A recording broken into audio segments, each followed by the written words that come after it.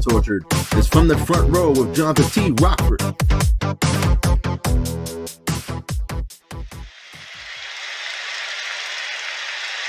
I have no idea where all those bobbies came from. They couldn't make up their mind what the fuck to do, though. Yeah, I was a strange. We can hit the close one this time. I swear to God, if they came out naked, I would have barfed. No. I had a knife ready to go. I was going to fucking cut him. Fucking bobbies. What's up, WPA? It's me, Johnathan T. Rokford, here with another edition of From the Front Row. And gee, Merry Christmas. What a week we had in the WPA penitentiary. It was full of doppelgangers and Ron Isleys coming out of closets, and we even had Luscious Lucius show up. It was truly a time to be had.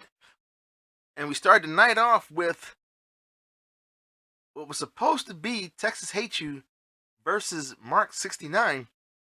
And folks, you know what happens when I say was supposed to be. They didn't show up. We need to start issuing fines or something. Put people on probation. I mean, come on. You know, it's bad enough the admin has trouble, arranging matches. Then you don't show up. But we moved on to our next one. It was Needles Kane, scheduled to take on the Supreme Knight. And folks, once again, no show. Not worth his time, I guess. But Supreme Knight was awarded the win, which was good for him, I guess. Easy win, easy week. Finally, we got to some actual action as Captain Chaos took on the Messiah. The Messiah talks a good game, but he really hasn't been backing it up lately. As Captain Chaos, of all people, was able to defeat him and pick up the win. I tell you, folks, we have a lot of people that talk a lot of crap, and here in WPA, and they just can't seem to always back it up, folks. Now, our next match was Lucha Libre versus Martel the Carpenter, and folks, really no surprise as Lucha Libre was able to handily defeat Martel. Because God forbid you lose to Martel. Whew, I tell you, I recall one time Johnny Rocco lost a game changer title to him. Wasn't even a sanctioned match. He put on a bag of shame, folks. He put on the bag of the loser. Woo! And if you think that was bad, the time that the Darkstalker lost to Martel was even worse. That was an official match. Oh, man. And it was funny because he did it right after he was making fun of Johnny Rocco, too. Yeah, karma. Bitch. Now, our next match saw the Beast take on the Big J Bowski. And the Beast was able to catch Jay Bowski and a nice Beast Bomb and pick up the 1-2-3 for the win. It was a close match, though, folks. I will give him that. He caught him by surprise when he did it. Now, in our next match, we had Shona Campbell, folks, taking on the Emperor 2K and Namalium, and she dominated. I mean, with a martial arts background, the warrior from Scotland was able to dispatch the Emperor. It was like Braveheart. He just marched all over him. Now, of course, Philip's favorite person, Queen Starling J, was in the next match, taking on the First Lady, Alexa Leslie. And Alexa had no answer to the Queen who came calling and picked up another win. Folks, I'm going to tell you right now.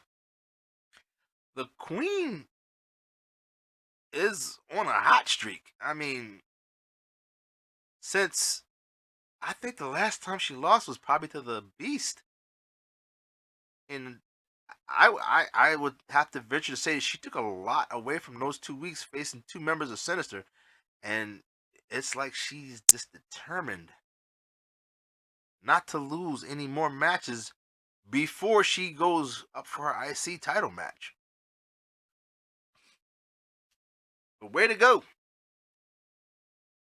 Now, in our next match, we had Johnny Rocco taking on the Whiskey Warrior. And Johnny Rocco, I will tell you, it was a good match, folks. It started off pretty even, but then Johnny Rocco was able to take control, and then out of nowhere, he hit the Annihilator. And just, it was vicious, folks. That had to be the nastiest Annihilator I've ever seen him hit on a person. He really wanted to win this match. I mean, lately he's been getting draws and losing matches. He was ready for a win. And he picked up that win.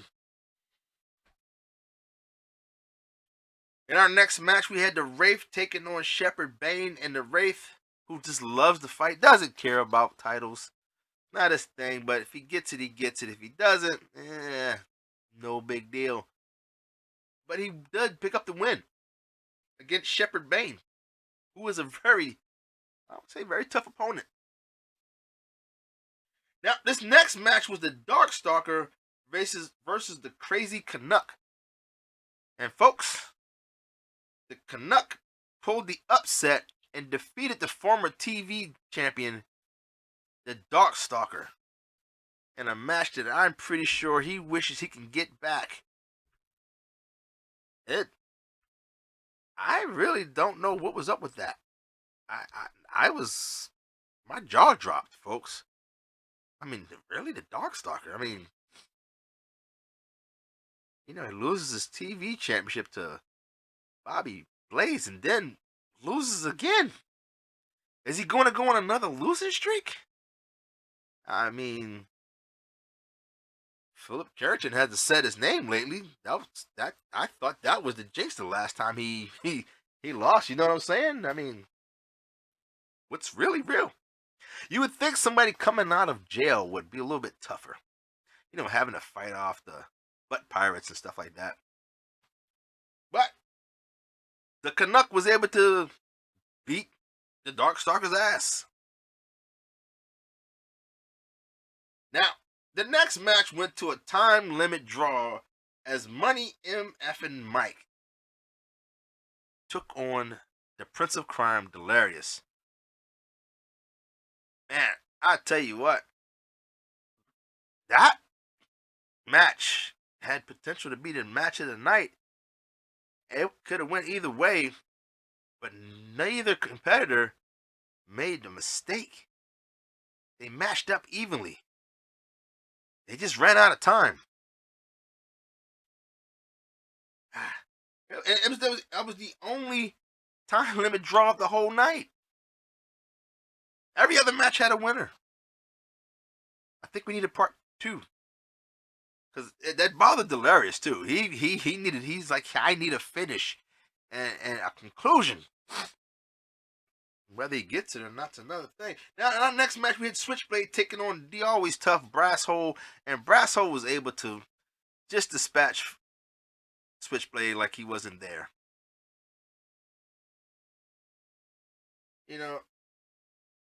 Out of the list, though, we've got so far one Killer Goon tying and another losing.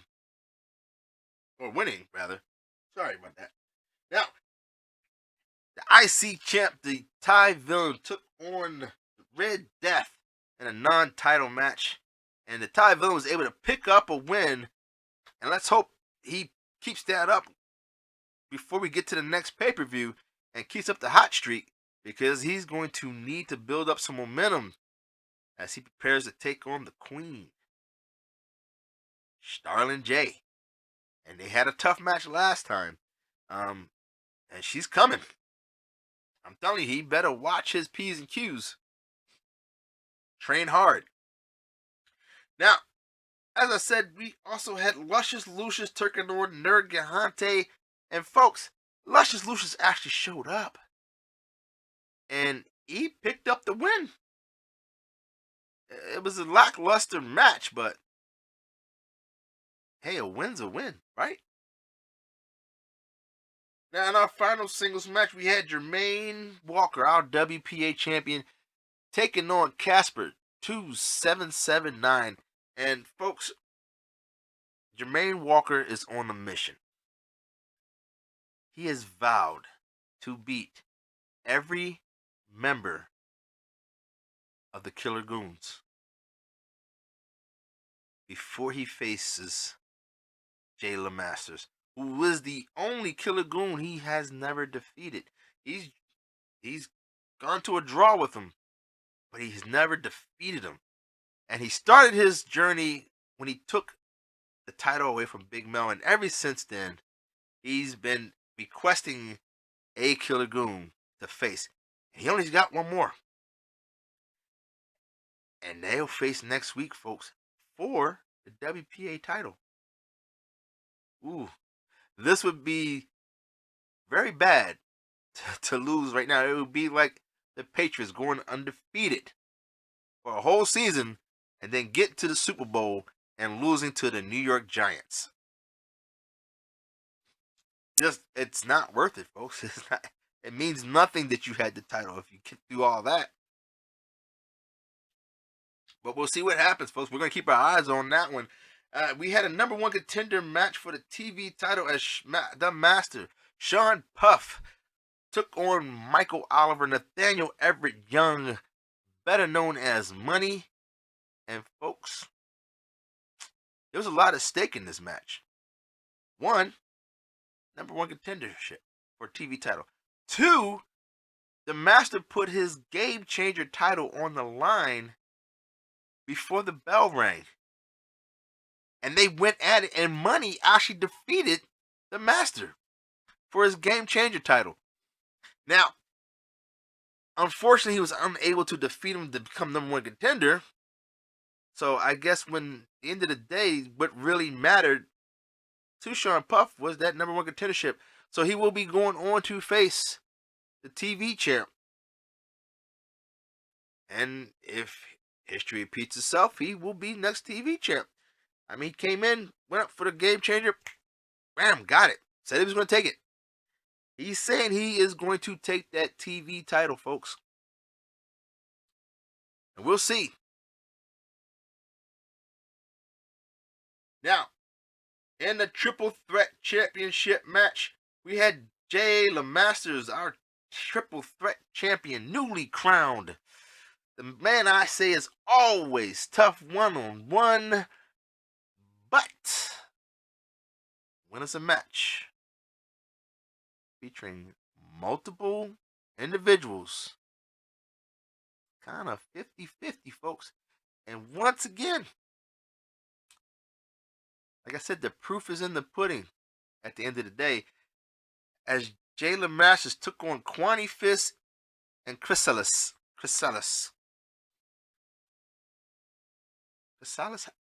It's Greek. I can't speak Greek though, but I think it's Chrysalis. And folks, Chrysalis was able to pick up the win, pinning none other than Quani Fist, because like I said, nobody wants to lose to somebody named Quani. So we have a new Triple Threat Champion in his first title defense. Congratulations, Chrysalis.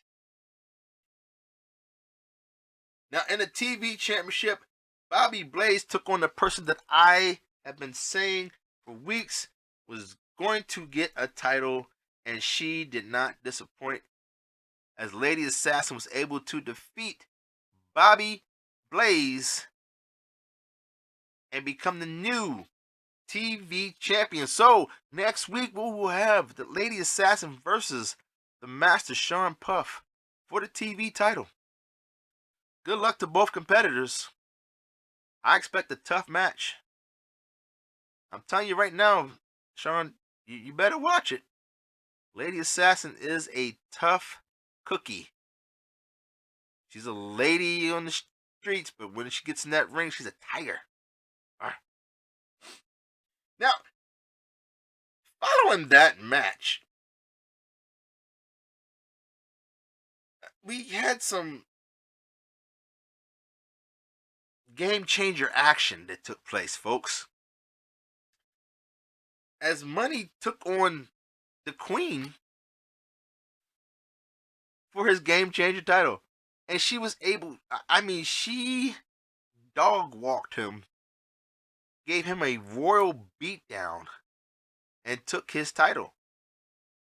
And then turned around and issued a challenge to Shona Campbell.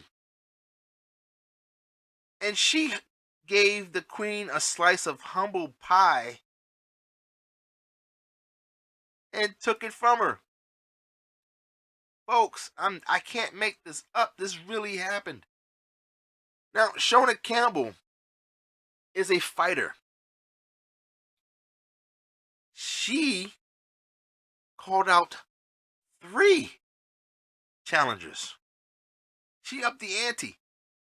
So she did in one match what somebody does in a week. As she challenged Bobby Blaze, the Beast, and Casper 2779. Folks, she pulled a Bobby Blaze. She took on one member of the top 3 factions here in WPA. One member from OVE, one member of Sinister, and another member of the Killer Goons. And folks, unfortunately, she couldn't handle it. As Bobby Blaze was able to pick up the win. Now, folks, I've seen a lot of strange things in game changer titles matches, but never have I seen one individual, after they've pinned and won the match, go over and pin the other 2 people and make the ref count. That's what Bobby Blaze did, folks. He made the referee count 2 more times just because. Now, there was other Bobbies that showed up, but they couldn't decide who was going to pin who. So Bobby just went and did it himself. He pinned all 3 competitors. 2 of them after the match was already over. It was like he challenged the other 2 and beat them right there on the spot. I'm telling you, you never know what is going to happen with the game changer. And now we got Bobby Blaze once again as a game changer champion. And folks, there's about to be some hot matches. You'll remember the Blaze House brawl. There was the fight in Japan where he was eating yaki udon while a fight broke out in the restaurant. You remember he took on a WPA admin and beat them. There's been 2 people, folks, when it comes to game changer titles, that have put on some shows. And one of them is Bobby Blaze. So we will see what happens as he's still trying to get that Grand Slam. I think he needs one more title.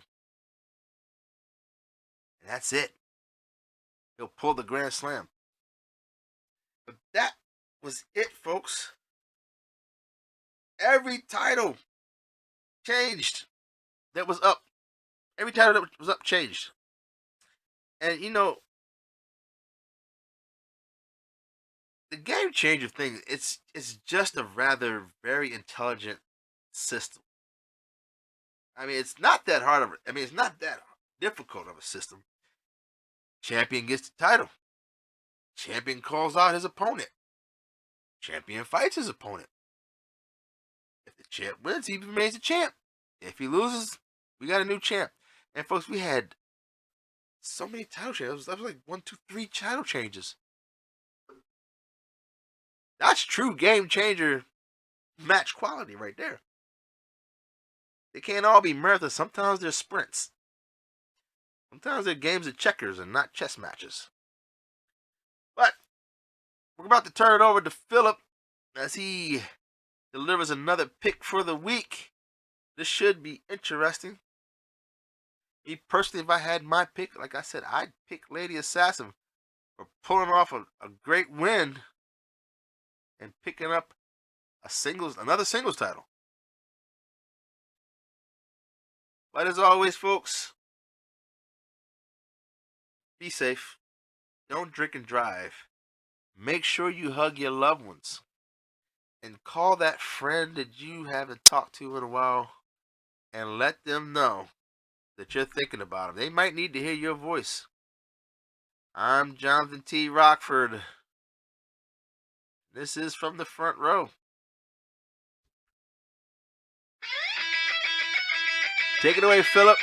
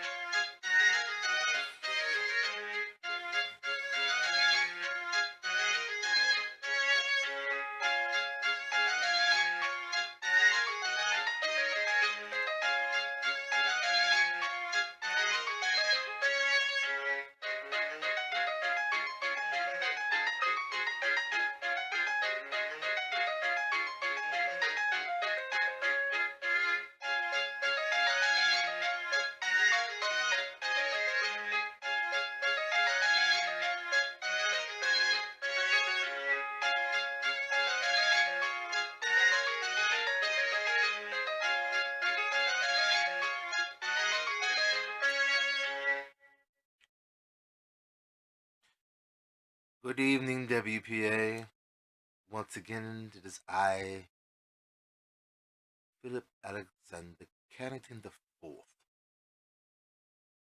And tonight, I have the distinct honor of letting you know who my pick for the week is. And usually it would be your honor, but this week, I was blessed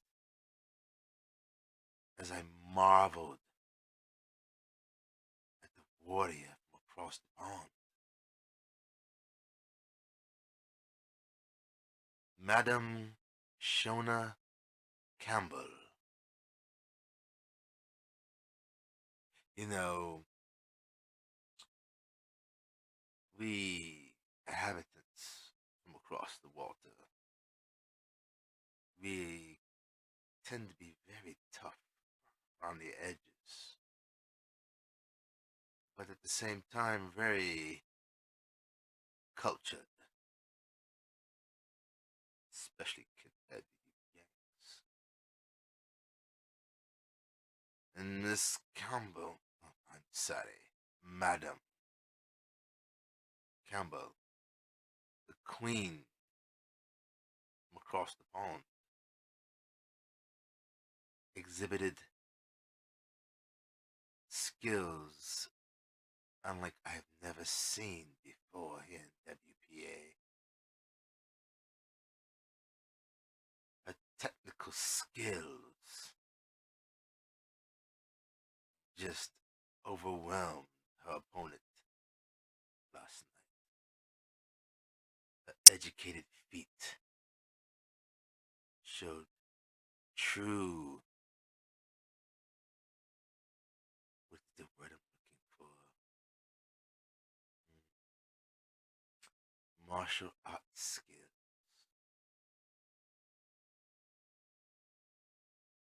Her ring awareness seemed to be above par, above most of the champions here. And Usually that's not saying a lot, considering who the champs are. But I would dare to say that she could hold her own with anyone in WPA. She has a Scottish fire that burns inside of her. And it was on full display as she defeated the Queen, Stalin J, for her game-changer title, and then challenged 3 competitors for a fatal 4-way. Amazing. Now, yes, she did lose, but she was not the official one pinned. Just that Bobby Blaze decided to play around and just pin everybody. But she did dominate a scheduled opponent. Something fierce. She seemed to master a craft. And if that wasn't enough, she challenged Luscious Lucius, Twat, to a match with the loser has to cook for the winner. Ingenious.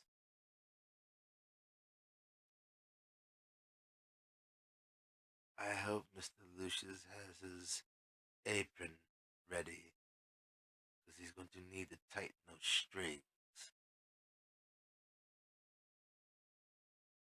I foresee singles gold around this sooner than later.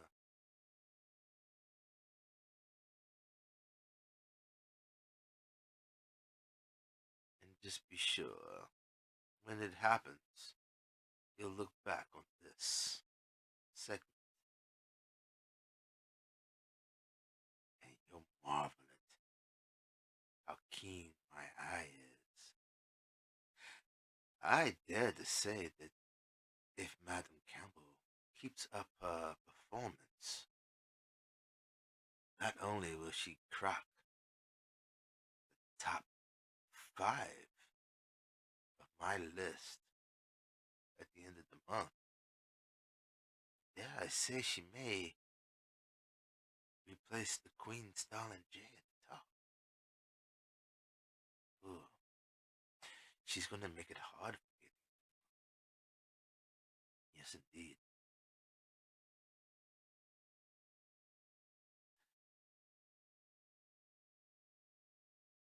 I've never seen no one cut a promo in such a calm manner and at the same time strike fear to someone's heart. And I know just how fiery Scottish people can be.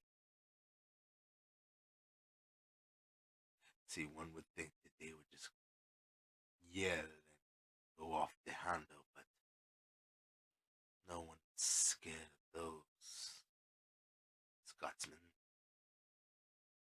It's the ones that are calm right before the storm that you need to watch out for. Madam Campbell, I tip my hat to you. You put in a stellar performance this week. I expect the same next week.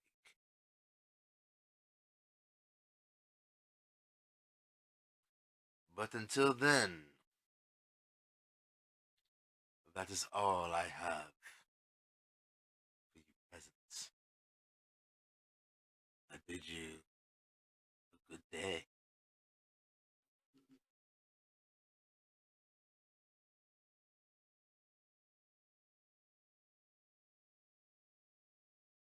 I said good day.